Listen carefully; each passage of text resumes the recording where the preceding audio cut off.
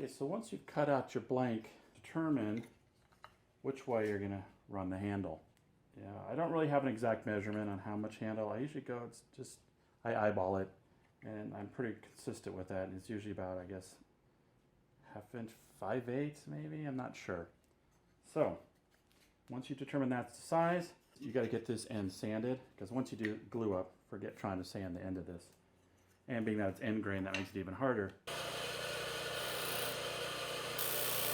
The only other tip I could think of when using a disc sander is be gentle with your sanding. A lot of the wood will burn. I try to go with the grain. Try to square it up that way on the disc sander, and I found you get much better results.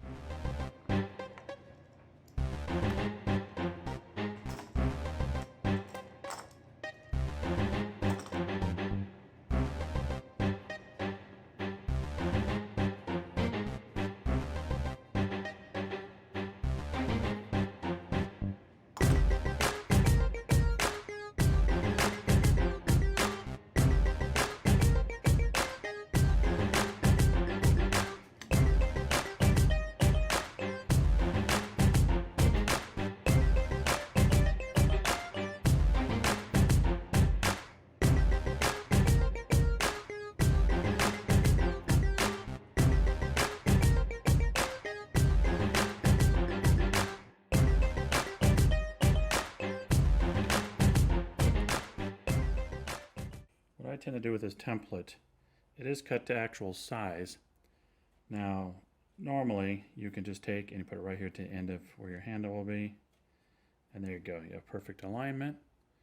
Now what will happen is where this handle meets the scoop portion, if sometimes when you go here to the end, when you go to cut here, you're outside of wood, so then you end up with a visible gap.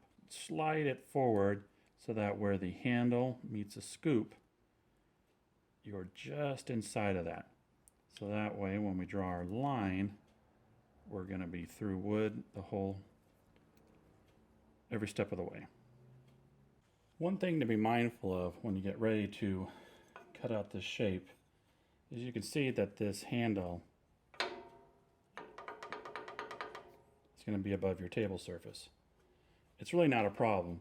You just need to be mindful of that and try to keep pressure down on this side, and you can hold it up straight. Just wanted to keep you mindful because it does startle you if all of a sudden it breaks from the scoop to just the handle. It will pull down, and that could be an issue with your final cut because then now you're cutting at a slight angle and a curve.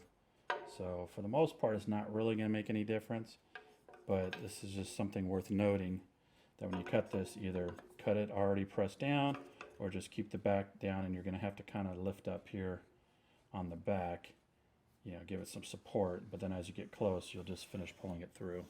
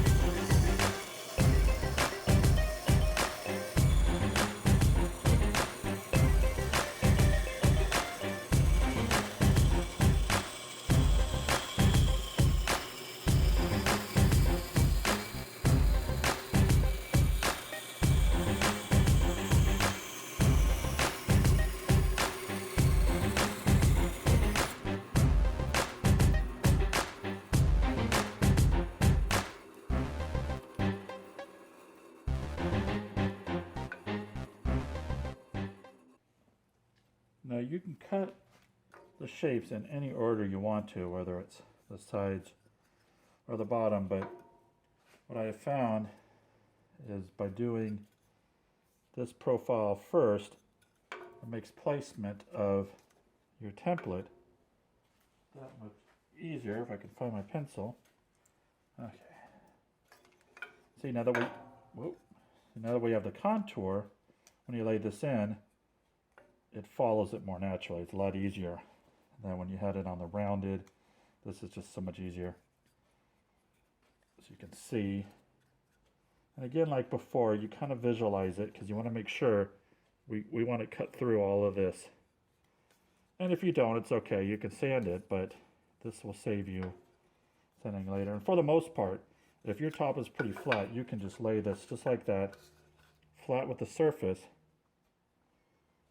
And that's going to be your perfect angle right there. And then you just adjust forward and back based on what you want. And same thing like before, you're going to have this action of it wanting to rock. So be mindful of that.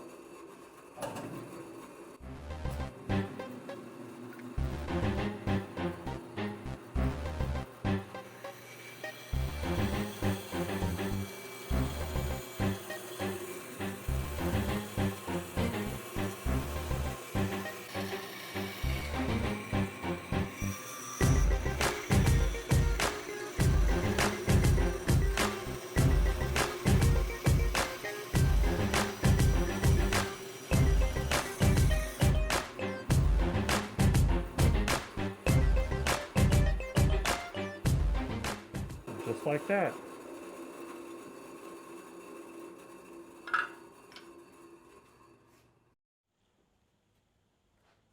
The scoop is no different than the other templates. I tried to set everything up so that a flat surface can be a reference. You could set this flat, press your template up against the wood, and there you go. That's exactly where you want it. We're just wanting the curve. You're not going to follow this line all the way. The thickness here will vary depending on your stock. But if the bottom is the right thickness, this one actually got cut a little bit thinner than I would have liked on the bottom. But generally, you just put it flat on your surface, line up where you want it. And like I said, we just want the curve part. Just this is really all you need. And this wood is a little bit taller than I normally make them. So what this allows you to do is give you more of a raked look, which I kind of like it. I call it the performance look. So normally this would be perfectly flat and then just a curve, but this wood was a little bit thicker than I normally use.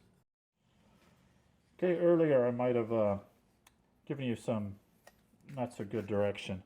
When you're doing the scoop, yes, you could go flat to the bottom, like so for your reference, as well as flip it over, and you could do it this way.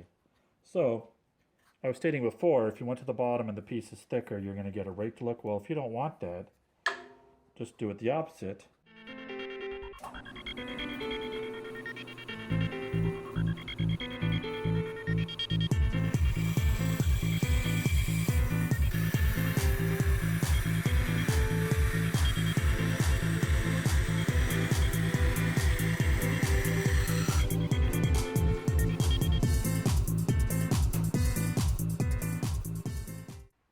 So what we have here is our standard coffee scoop example of how you check that you've got an accurate or acceptable.